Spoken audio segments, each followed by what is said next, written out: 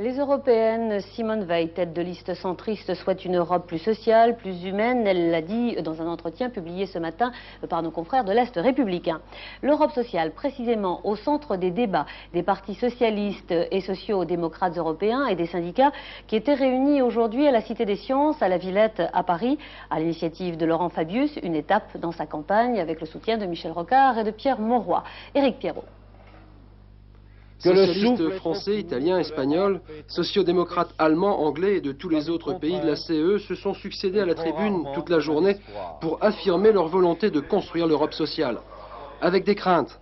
Dans un premier temps, en effet, la concurrence et les restructurations dues à la suppression des frontières risquent de faire augmenter le chômage. Mais avec des espoirs aussi dans un deuxième temps, le grand marché intérieur devrait permettre la création de 2 à 5 millions d'emplois dans les États membres. Tous les responsables ont également souligné leur volonté d'harmoniser la protection des travailleurs dans tous les pays d'Europe, en ne les alignant pas vers le bas, mais au contraire en garantissant les droits qui existent déjà et en créant de nouveaux.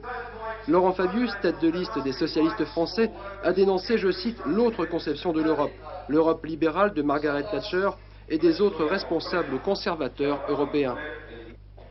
On ne peut pas, quoi qu'on nous dise, être conservateur dans son pays et progressiste lorsqu'il s'agit de l'Europe.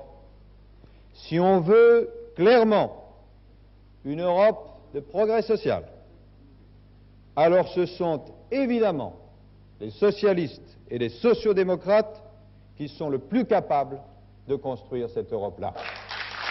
Socialistes et sociodémocrates se sont quittés ce soir en lançant un appel aux travailleurs.